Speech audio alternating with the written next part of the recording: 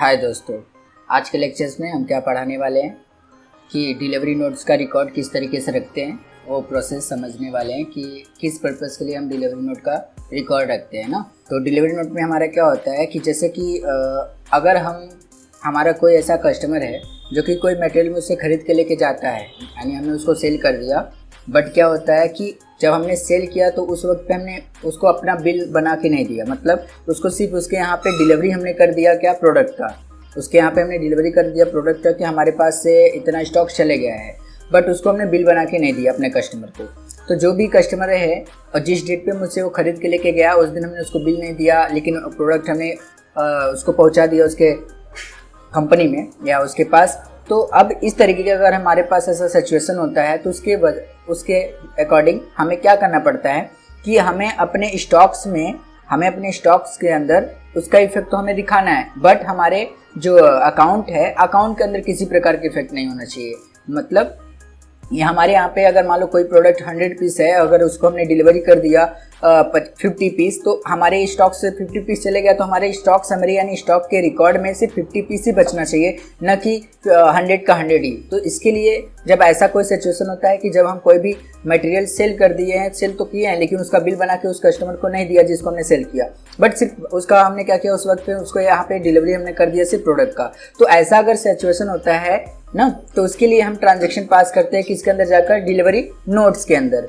तो पहले हम क्या करते हैं, जो भी हमारा कस्टमर रहेगा वो कस्टमर का नाम हमें पहले बना लेना होता है। तो पहले से हमने यहाँ पे देखोगे अल्टर में हमने यहाँ पर बनाया हुआ है, पहले से दिखा देता हूँ। लेजर्स में गया, एंटर किया, यहाँ पे देखो हमने निखिल कंपनी के नाम से बनाया है, जो कि हमारे एक कस्टमर है। कोई भी कस्टमर होता है वो मेरे लिए डेब्टर होता है, और कोई अगर सप्लायर होता है तो उसके लिए सप्लायर के लिए हम क्रेडिटर सिलेक्शन करते हैं। तो यहाँ पे देखो हमारा क्या, ये निखिल जो कंपनी है जिसने मुझसे कुछ खरीदा, यानी एज हमारा कस्टमर है जो कि सैंडी डेब्टर है, तो इसने ही हमसे खरीद के लेके गया। तो अब मैं क्या करूँगा, अपना रिकॉर्ड अपने पास, हमारे पास से चले गया प्रोडक्ट, अब डिलीवरी नोट पे हम रिकॉर्ड रखेंगे। तो किस तरीके से रखेंगे अब वो समझते हैं, क्योंकि हमें ऐसा इफेक्ट दिखाना सिर्फ स्टॉक्स में, अपने अकाउंट्स पे नहीं। इस पर्पज़ के लिए हमें डिलीवरी नोट का रिकॉर्ड रखना पड़ता है जब ऐसा सिचुएशन होता है तब। तो अब हम क्या करते हैं, यहाँ पे हम जाएंगे अपने अकाउंटिंग वाउचर्स के अंदर। उसके लिए हम आएंगे यहाँ पर और एंटर करेंगे। तो यहाँ पे देखो अभी रैंडम अपना कोई भी वाउचर ऑटोमेटिक ओपन हो जाता है। तो यहाँ पे देखो पेमेंट वाउचर्स का ओपन है, तो हमें जाना है किसके अंदर, हमें ओपन करना है डिलीवरी नोट्स का वाउचर, क्योंकि हमने डिलीवरी कर दिया है।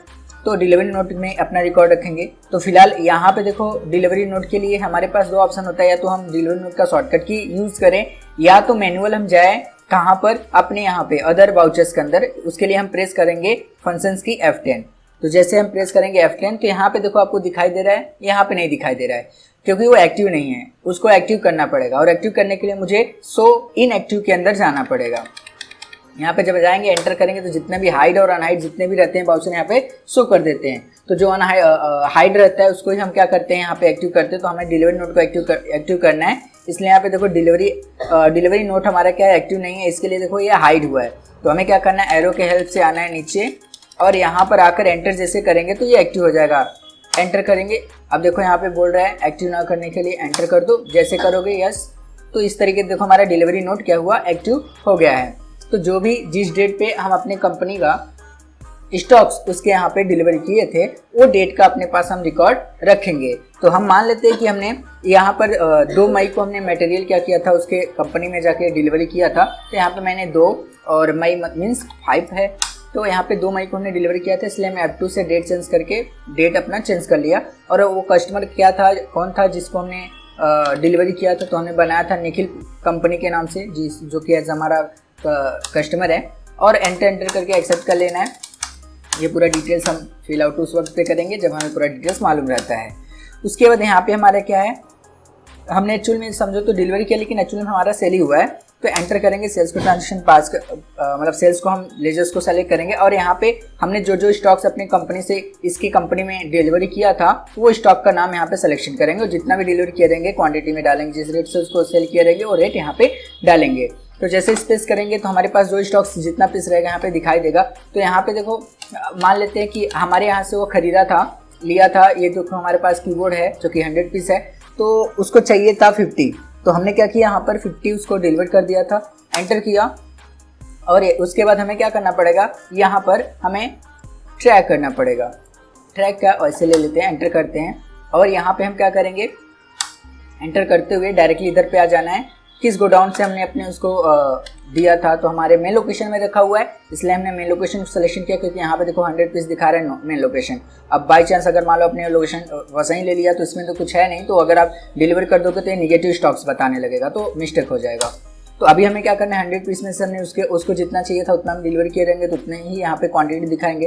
तो हमने 50 के उसको डिलीवर किए थे और जिस रेट से हम उसको सेल किए रहेंगे वो रेट यहाँ पे असाइन कर देंगे। तो फिलहाल यहाँ पे नॉर्मल कीबोर्ड का हमने यहाँ पे प्राइस लगा दिया, मान लो 500 रुपीज़ का हमने एक प्रोडक्ट उसको डिलीवर किया, तो उसके हिसाब से हमने 50 पीस का 25,000 रुपीज़ का हमने मटेरियल क्या किया था, उसको डिलीवर किया था। उसके बाद सेकंड हमारा प्रोडक्ट क्या है, हमारा सेकंड प्रोडक्ट है यहाँ पे USB माउस। अभी देखो हमारे पास USB माउस है 150 पीस, जो कि इसको चाहिए था, मान लेते हैं कि 50 पीस से भी चाहिए था, तो हम यहाँ हमारे स्टॉक से चले जाएगा 50, तो बचेगा हमारे पास कितना, 100 पीस। तो अभी स्टॉक समरी में दिखाऊंगा इसका इफेक्ट कि 100 पीस बचा या नहीं बचा।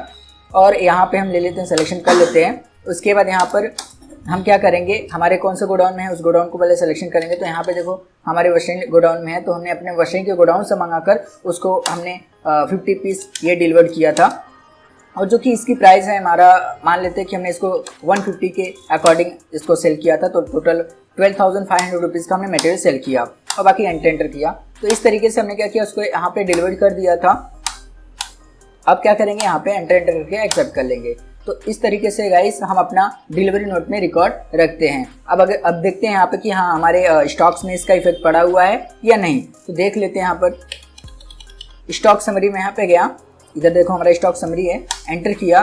तो अब देखते हैं यहाँ पे कीबोर्ड के अंदर, तो हमारे पास देखो कीबोर्ड जो था वो कितना था, 100 पीस था और हमने 50 पीस क्या किया था, अपने यहाँ से डिलीवर कर दिया। तो 100 पीस में से देखो अभी हमारे पास इफेक्ट में क्या पता चल रहा है, सिर्फ 50 ही दिखाई दे रहा है। और हमारे पास जो USB माउस था वो देखो 150 था, तो यानी 100 पीस हमारे पास USB माउस बचना चाहिए, क्योंकि हमने 50, यहाँ पे देख लो हमारे पास कितना क्वान्टिटी बचा हुआ है, कितना है, 100 दिखाई दे रहा है ना। क्यों दिखाई दे रहा है, क्योंकि हमने 50 पीस उसको डिलीवर कर दिया। एक्चुअली में हमारे पास 150 पीस था, बट हमने 100 पीस में से 150 में से हमने 50 पीस डिलीवर कर दिया, इस वजह से यहाँ पे हमारे पास 100 पीस दिखाई दे रहा है। तो दोस्तों इस तरीके से हम क्या करते हैं, अपने रिकॉर्ड रखते हैं और अपना इफेक्ट अगर सिर्फ हमें दिखाना पड़ता है सिर्फ किसके अंदर, अपने स्टॉक के अंदर, तो उस सिचुएशन में हम क्या करते हैं, अपना रिकॉर्ड मेंटेन करते हैं डिलीवरी नोट के अंदर। ओके गाइस, और अगर इसका हमें रिकॉर्ड देखना रहा, तो हम कहाँ से देखेंगे कि यहाँ पे जाएंगे अपना किसमें, डिस्प्ले मोर रिपोर्ट्स के अंदर एंटर करेंगे।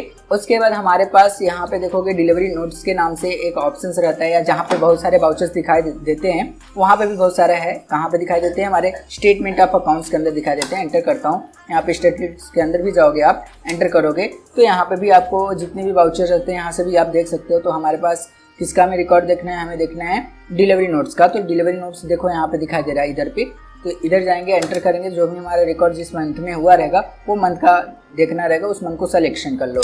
अब यहाँ पे ओनली फॉर दिखेगा आपको, बस देख लो यहाँ पे 1 मई से 31 मई के बीच में सिर्फ एक ही ट्रांजेक्शन हुआ है, वो 2 मई को, जो कि हमने डिलीवर किया था। जब एंटर करूँगा तो यहाँ पे क्या क्या हमने डिलीवर किया था यहाँ पे आपको पता चल जाएगा। तो इस तरीके से गाइस हम अपना क्या करते हैं, रिकॉर्ड देखते हैं अपने डिलीवरी नोट्स का। Okay guys, thank you.